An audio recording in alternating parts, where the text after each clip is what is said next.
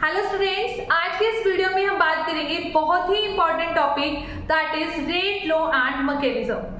इस particular topic में हम बात करेंगे अगर हमें मैकेनिज्म गिवन है तो हमें रेट लॉ एक्सप्रेशन कैसे फाइंड आउट करना है एंड ऑर्डर ऑफ रिएक्शन को हमें कैसे फाइंड आउट करना है, राइट। और ये topic competition point of view से बहुत ही ज्यादा इंपॉर्टेंट है, चाहे वो नीट का एग्जाम हो, चाहे वो जेईई का एग्जाम हो, ठीक है, चाहे फिर कोई और एग्जाम हो, सीयूईटी वगैरह कोई भी एग्जाम हो, तो यहाँ से क्वेश्चन पूछने के मैक्सिमम चांसेस होते हैं। और यहाँ पर कई बार प्रीवियस ईयर क्वेश्चन पेपर जब आप उठा के देखोगे प्रीवियस ईयर पेपर, तो उसमें इस टॉपिक से क्वेश्चन मिलता है। ओके, मैं आपको बहुत ही इजी तरीके से आपको rate law expression and order of reaction को कैसे फाइंड आउट करना है मैं आपको यहाँ पर समझाऊंगी, ठीक है। तो सबसे पहले हमारे पास, ठीक है, ये मैंने क्वेश्चंस लिखे हैं अभी पहले से ही, ठीक है। तो देखो क्या है, कहते हैं कि for a reaction A2 + B2, ठीक है, हमारे पास एक रिएक्शन है, ठीक है, A2 + B2 इसमें क्या है, रिएक्टेंट है एंड गिव्स 2AB।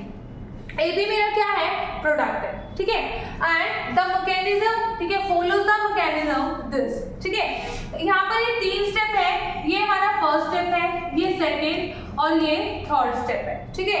इन्होंने फर्स्ट स्टेप हमें स्लो दे रखा है, फिर ये फास्ट और फिर ये फास्ट, ठीक है।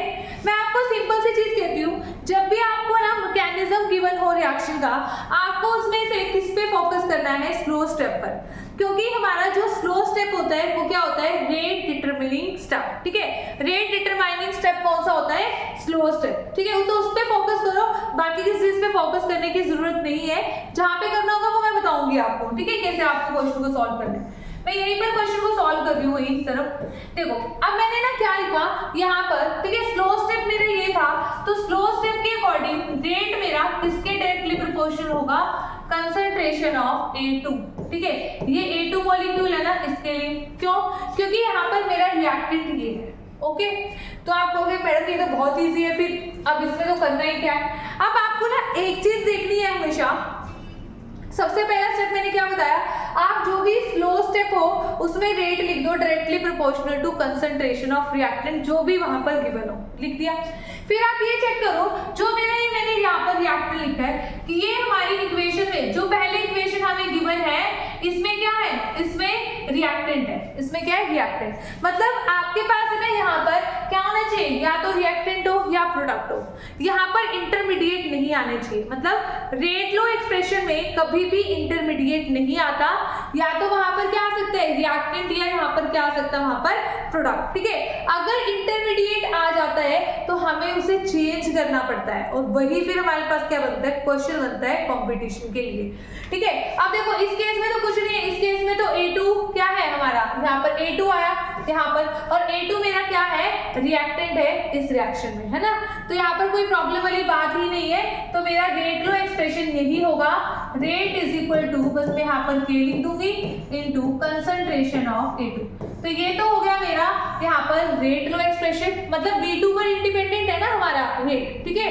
इसका कंक्लूजन ये निकला कि जो हमारा रेट ऑफ रिएक्शन है that is independent on the concentration of molecule B2, right. अब मेरे पास ये हो गया।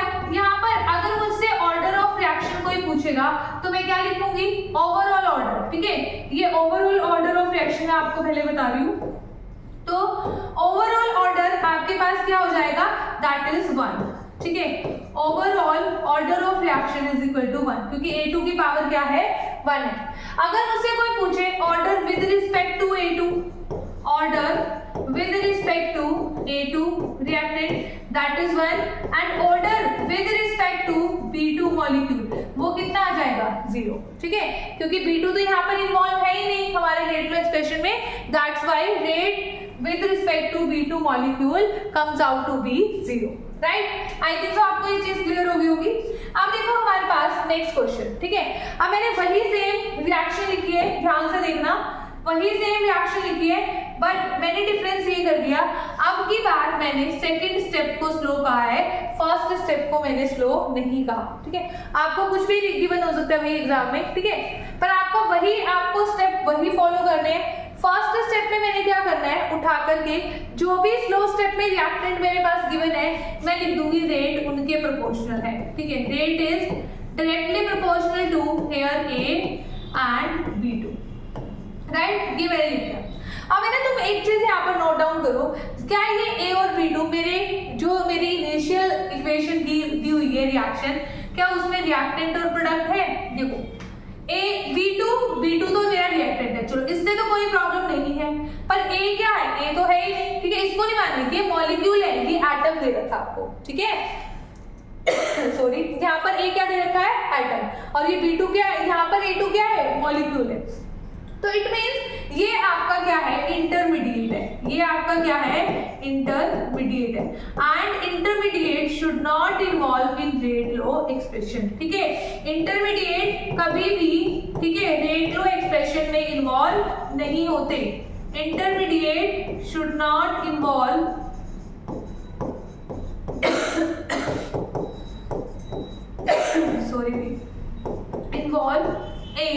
रेट लॉ एक्सप्रेशन, ठीक है, रेट लॉ एक्सप्रेशन में कभी नहीं। तो अब क्या करें मैडम? ये तो आ गया, ठीक है, कोई बात नहीं। अब हम इसकी वैल्यू फाइंड आउट करेंगे in terms of concentration of reactant और प्रोडक्ट, ठीक है। अब इसकी वैल्यू कैसे फाइंड आउट करनी है? तो यहाँ पर हमारे पास रोल प्ले करेगा हमारा फास्ट स्टेप। अब फिर एक क्वेश्चन डाउट, ठीक है, माइंड में कि इस फास्ट स्टेप को ले या इस फास्ट स्टेप को ले, ठीक है। तो ध्यान से सुनो मेरी बात, आप अगर इस फास्ट स्टेप को आप लेते हो, ठीक है, तो यहाँ से नो डाउट कंसंट्रेशन ऑफ ए आ जाएगा, कंसंट्रेशन ऑफ ए आ जाएगा, बट वो किसकी टर्म में आएगा? वो आपका आएगा concentration of A B and concentration of B की टर्म में। ए बी तो ठीक है, आपका प्रोडक्ट है, बट ये जो अगर कंसंट्रेशन ऑफ बी, ये दोबारा से क्या करेगी? ये दोबारा से प्रॉब्लम क्रिएट करेगी, क्योंकि यहाँ पर ये बी भी क्या है? इंटरमीडिएट है। आई चीज समझ में? B2 हमारा रिएक्टेंट है, B2 प्रॉब्लम क्रिएट नहीं करेगा, ये B क्रिएट करेगा। आई चीज समझ में? तो इट मींस अब मैं दूसरा फास्ट स्टेप देख लेती हूँ, ये वाला फर्स्ट वाला। अगर मैं इस फास्ट स्टेप को देखूं तो मेरे पास क्या आ जाएगा? देखो कंसंट्रेशन ऑफ A किसकी टर्म में आएगा? In terms of concentration of A2। तो A2 मेरा क्या है? रिएक्टेंट है, तो भाई बिल्कुल सही है, तो रिएक्टेंट से तो मुझे कोई प्रॉब्लम होगी नहीं। तो इसलिए हम यहाँ पर कौन से फास्ट स्टेप को देखेंगे? फर्स्ट फास्ट स्टेप से हम concentration of A find out करेंगे, ठीक है। ध्यान से सुनो, मैंने दोबारा क्या कहा? मैंने कहा जो भी हमारा फास्ट स्टेप है, अब यहाँ पर 2 फास्ट स्टेप है, अगर 2 फास्ट स्टेप में से मैं कौन सा फास्ट स्टेप चूज करूं कंसंट्रेशन ऑफ A को फाइंड आउट करने के लिए? तो ध्यान से देखो, जो मेरा थर्ड वाला स्टेप है उसमें, ठीक है, जो कंसंट्रेशन ऑफ A आएगी वो in terms of concentration of B and in terms of concentration of AB आएगी। AB से मुझे कोई प्रॉब्लम नहीं है, क्योंकि AB मेरा क्या है? प्रोडक्ट। बट B से अगेन मुझे क्या हो जाएगी? प्रॉब्लम हो जाएगी, क्योंकि ये क्या है? इंटरमीडिएट, ठीक है। तो इसलिए हम इंस्टेड ऑफ थर्ड स्टेप हम क्या चूज करेंगे? यहाँ पर हमारा फर्स्ट स्टेप हम चूज करेंगे to find the concentration of A, right. अब इसमें कैसे चूज करेंगे? तो ध्यान से देखो, आपको पता करना क्या है? आपको ये करना है कि इस रिएक्शन को देखो, ये फर्स्ट स्टेप आपको वैसे भी इक्विलिब्रियम में गिवन है ना, इक्विलिब्रियम में। तो आप लिखो नेक्स्ट में हम लिखते हैं, ठीक है, taking first step in equilibrium, ठीक है। वैसे भी फर्स्ट स्टेप इक्विलिब्रियम में तो है ही है, और फर्स्ट स्टेप में मुझे क्या गिवन है? A2 gives A plus A, A2 gives A plus A, ठीक है। तो एक बार एक चीज बताओ, आप है ना यहाँ से इक्विलिब्रियम कांस्टेंट लिख सकते हो ना? क्या लिख सकते हो? Equilibrium constant. तो इक्विलिब्रियम कांस्टेंट मेरे पास क्या होता है? कंसंट्रेशन ऑफ यहाँ पर product over concentration of reactant, ठीक है। प्रोडक्ट लेते हैं हम किसका? कंसंट्रेशन ऑफ प्रोडक्ट का, ठीक है, और यहाँ पर हम क्या लेते हैं? कंसंट्रेशन ऑफ रिएक्टेंट, ठीक है। अब देखो यहाँ पर ये मेरा आ गया इक्विलिब्रियम कांस्टेंट के, तो यहाँ से मैं किसकी वैल्यू फाइंड आउट कर लूं? कंसंट्रेशन ऑफ A की। ये कंसंट्रेशन ऑफ A स्क्वायर हो गया, ये कंसंट्रेशन ऑफ A2 हो गया, और ये K। तो मेरे पास concentration of A square is equal to K into concentration of A2। पर मुझे क्या चाहिए? Only concentration of A। Only concentration of A क्या हो जाएगा? K की पावर 1/2 एंड A2 की पावर भी 1/2, ये मेरे पास आ जाएगा। ध्यान से देखो, कंसंट्रेशन ऑफ A मेरे पास ये आ जाएगा, ठीक है। अब मैं क्या करूंगी? अब जो मेरे पास रेट लॉ मैंने लिखा था ना, ठीक है, यहाँ पर ये मैंने रेट लो लिखा था, इसको लिखूंगी rate is directly proportional to A and B2। देखो यहाँ पे दोबारा लिख रही हूँ, रेट लो एक्सप्रेशन में मैंने क्या लिखा था, directly proportional to A and B2, right, यही था ना, एक बार चेक कर लेते हैं भाई, A एंड B2 यही था भाई, बिल्कुल ठीक है। तो यहाँ पर मैंने इसको पहले तो इसकी प्रोपोर्शनैलिटी, ठीक है, यहाँ पर साइन को हटाया और यहाँ पर K इंट्रोड्यूस किया, जो कि मेरा होता है रेट कांस्टेंट, है ना, A इंटू B2।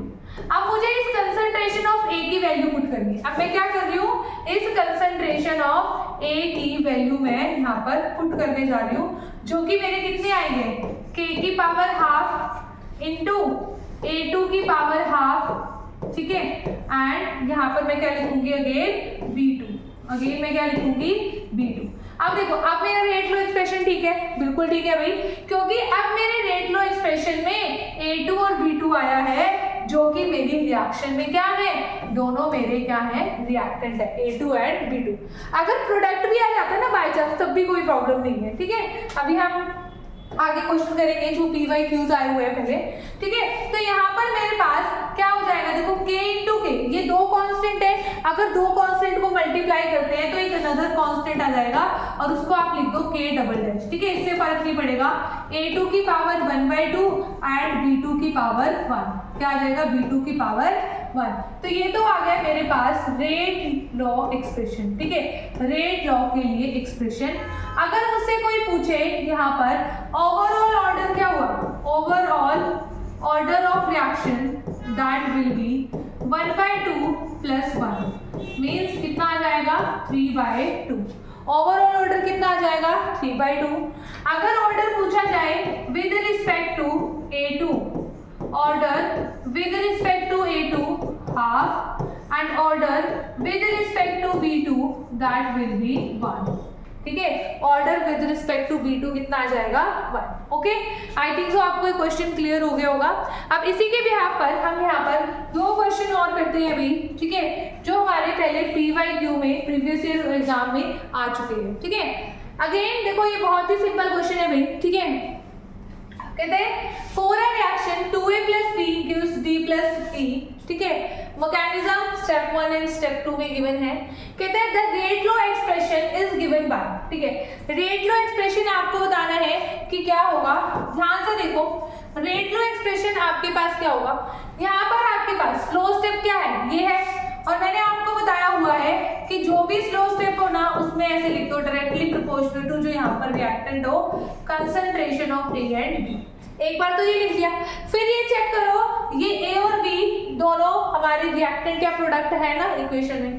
तो देखो अगर जब मैंने रिएक्शन में देखा तो A और B मेरे क्या है, रिएक्टेंट है, तो वही मुझे कोई भी प्रॉब्लम नहीं है। तो मेरा रेट लॉ एक्सप्रेशन यही होगा, सिर्फ यहाँ पर प्रोपोर्शनैलिटी कांस्टेंट को हटाकर क्या लगा दो भाई, K, ठीक है, K इंटू AB। तो इट मीन्स ये मेरा आंसर हो जाएगा, option number B is our correct answer, ठीक है। तो ऐसे ऐसे क्वेश्चन आते हैं, अगर आपको ये कॉन्सेप्ट पता होगा ना तो आपको, ठीक है, यहाँ पर बहुत ही कम टाइम लगेगा, 1 मिनट में आपको, विद इन मिनट में आपका क्वेश्चन सॉल्व हो जाएगा, ठीक है। और जब प्रैक्टिस कर लोगे ना आप, ठीक है, 8 to 10 क्वेश्चन सॉल्व कर लोगे तो फिर आप एक्सपर्ट हो जाओगे और आप विद इन सेकेंड्स में भी इसका आंसर क्या कर सकते हो, फाइंड आउट कर सकते हो, राइट। अब हमारे पास आएगा नेक्स्ट क्वेश्चन, एंड ठीक है ये प्रीवियस ईयर में भी बहुत बार आया है। अब क्वेश्चन की सेंस को समझना, कुछ नहीं है, मैंने सब कुछ बता दिया आपको, ठीक है, बहुत ही इंपॉर्टेंट क्वेश्चन है अभी ये, और मैं तो कहूंगी इसके लिए ना आप मैकेनिज्म भी लर्न कर लेना, ठीक है, मैकेनिज्म लर्न कर लेना ओजोन के लिए, ठीक है। हाँ, अब देखो यहाँ पर, ठीक है, वैसे यूजुअली मैकेनिज्म गिवन होता है अगर वो ऑर्डर आपसे पूछता है, ठीक है, बट इसके लिए इंपॉर्टेंट है, अगर आपको, ठीक है, कभी सपोज करो कोई इंटरव्यू वगैरह फेस करना पड़े तो आप इसमें ना एक आपको याद होना चाहिए किसी भी रिएक्शन के लिए specific mechanism, and I think सो, ठीक है, ये सबसे इजी होता है, ठीक है, मैकेनिज्म इजी होता है याद करना, ठीक है, इसलिए मैं बोल रही हूँ। अब देखो फॉर अ रिएक्शन 2 और 3 gives 3O2, ठीक है, ये प्रीवियस ईयर का क्वेश्चन है भाई, ठीक है, मेंस में भी आया और नीट में भी आया है, ठीक है, तो ध्यान से देखो, कहते हैं mechanism is given as this, ठीक है, ये स्टेप 1 है और ये स्टेप हमारा 2 है, ठीक है, ये स्टेप 2 है। कहते हैं find the order with respect to O2, इसने O2 के रिस्पेक्ट में ऑर्डर पूछा है, O2 ये प्रोडक्ट, कई बच्चे तो ना यहाँ से देख के ही ना, जिनको कॉन्सेप्ट नहीं पता होता वो सोचते हैं O2 तो प्रोडक्ट है, रिएक्टेंट तो है ही नहीं है, तो अगला आंसर क्या आएगा, 0 आएगा। आंसर क्या आएगा, 0। काफी बच्चे 0 इसको टिक करेंगे, पर आपको 0 टिक नहीं करना है, ठीक है। आप क्या करोगे, अपने तरीके से इसको सॉल्व करोगे, जैसे मैंने आपको बताया, ठीक है। तो सबसे पहले मैंने आपको तरीका क्या बताया है कि जो भी आपका स्लो स्टेप गिवन हो उसके उठा के क्या लिख दो, रेट उसके प्रोपोर्शन लिख दो, ठीक है। मैंने क्या लिख दिया, रेट उसके क्या लिख दूंगी, प्रोपोर्शन लिख दूंगी, ठीक है। तो यहाँ पर देखो हमने जैसे यहाँ पर रेट लिखा, rate is directly proportional to concentration of O3 and concentration of O, ठीक है। अब देखो इसमें क्या कोई प्रॉब्लम है, ठीक है भाई। O3 मेरा है रिएक्टेंट, ये तो ठीक है, पर O तो मेरा कुछ भी नहीं है ना, तो मतलब O मेरा क्या है, इंटरमीडिएट है। O मेरा क्या है, इंटरमीडिएट है। अब मुझे क्या करना पड़ेगा, O की जगह वैल्यू सब्स्टिट्यूट करनी पड़ेगी फ्रॉम फास्ट रिएक्शन, है ना, फ्रॉम फास्ट स्टेप से। अब देखो नेक्स्ट हमारे पास क्या आ जाएगा, इसको मैं यहाँ पर लिख रही हूँ दोबारा, ठीक है। Rate is directly proportional to O3 and O, हमने ये लिखा, तो यहाँ पर हम लिख लेते हैं rate is equal to K into concentration of O3 and concentration of O। ये प्रॉब्लम क्रिएट कर रहा है, ये हमारा क्या है, इंटरमीडिएट है, ठीक है। ये हमारा इंटरमीडिएट है, और अब हम फास्ट स्टेप से इस इंटरमीडिएट की वैल्यू फाइंड आउट करेंगे, ठीक है। अब देखो हमारा फास्ट स्टेप क्या था, O3 gives O2 plus O, ठीक है। O3 gives O2 plus O, है ना, ये हमारा था फास्ट स्टेप गिवन है, ये हमारा फास्ट स्टेप गिवन है किसमें, ठीक है, यहाँ पर क्वेश्चन में, ठीक है। ये हमारा फास्ट स्टेप है, मैं यहाँ पर लिख देती हूँ भाई, ठीक है। अब मैं क्या मानूंगी, यहाँ पर इक्विलिब्रियम कांस्टेंट लिख लूँ, concentration of O2, concentration of O over concentration of O3।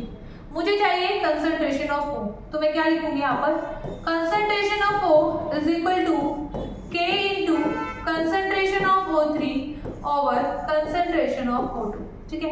अब मैं देखूंगी क्या इसमें भी कोई प्रॉब्लम तो नहीं है, O3 एंड O2 आ रहे हैं, O3 एंड O2 देखो मेरे रिएक्टेंट है, O2 मेरा प्रोडक्ट है, तो भाई अगर प्रोडक्ट भी आए ना तब भी कोई प्रॉब्लम नहीं होती, ठीक है। तो हम क्या करेंगे, यहाँ पर इसकी ये वैल्यू पुट कर देंगे इसमें, ठीक है। तो मेरे पास यहाँ पर देखो, यहाँ पर रेट क्या हो जाएगा, ध्यान से देखना, इसमें पुट करेंगे भाई, इसमें वैल्यू पुट करेंगे, इसको 1 लिख दो। Rate is equal to K into concentration of O3 as it is. अब कंसंट्रेशन ऑफ O मुझे क्या पुट करनी है, K into concentration of O3 over concentration of O2, ठीक है। तो देखो यहाँ पर K और इंटू K, ये कैपिटल K, मैं दोनों एक साथ लिख दी। कंसंट्रेशन ऑफ O3 का क्या आ जाएगा, स्क्वायर आ जाएगा, डिवाइडेड बाय में कंसंट्रेशन ऑफ O2, ठीक है। K और K अदर कांस्टेंट, तो इसको लिख दो K डबल डैश लिख दो, K डैश लिख दो, वो आपकी मर्जी है, ठीक है, into O3 square and O2 की पावर -1, ये लिखोगे ना, O2 की पावर -1, ठीक है। अब एक चीज ध्यान से सुनो मेरी बात, अगर आपसे ओवरऑल ऑर्डर रिएक्शन पूछा जाता तो क्या लिखते, 2 - 1, पावर को प्लस करते हो ना, 2 - 1, ओवरऑल ऑर्डर कितना आता है रिएक्शन का, 1। अब अगर ऑर्डर पूछते विद रिस्पेक्ट टू O3 तो आपके पास आंसर आता 2। अब अगर ऑर्डर पूछे विद रिस्पेक्ट टू O2 तो आंसर कितना आएगा, -1, राइट। तो देखो आपसे क्वेश्चन में क्या पूछा था, क्वेश्चन में आपसे पूछा था find the order with respect to O2, तो आपका आंसर क्या हो जाएगा, -1। Option B will be your correct answer. Okay students, I think so आपको इन 4 क्वेश्चंस की हेल्प से आपको जो मैकेनिज्म वाला पार्ट है और यहाँ से जो आने वाला क्वेश्चन है, ठीक है, तो आपका ये गलत नहीं होना चाहिए और आपको ये अच्छे से समझ में आ गया होगा। अगर फिर भी किसी स्टूडेंट को डाउट है तो वो मुझे कमेंट करे, ठीक है, और अगर आपको ये वीडियो अच्छी लगी तो शेयर करें एंड सब्सक्राइब करें, ओके। और आप इसके लिए ना मेरे टेलीग्राम ग्रुप पे भी ज्वाइन कर सकते हो। अगर आपको केमिस्ट्री से कोई भी रिलेटेड डाउट है किसी भी क्वेश्चन में तो आप वहां पर मुझे मैसेज कर सकते हो, देन वहां पर मैं आपको रिप्लाई कर दूंगी। ओके, इसके अलावा भी अगर किसी भी टॉपिक में किसी भी उसमें आपको डाउट है, ठीक है, और आप ये चाहते हो कि पर्टिकुलर मैम इस टॉपिक से रिलेटेड हमें वीडियो चाहिए, तो आप वहां पर मुझे बता सकते हो। ओके स्टूडेंट्स, मिलते हैं नेक्स्ट वीडियो में। Thank you so much.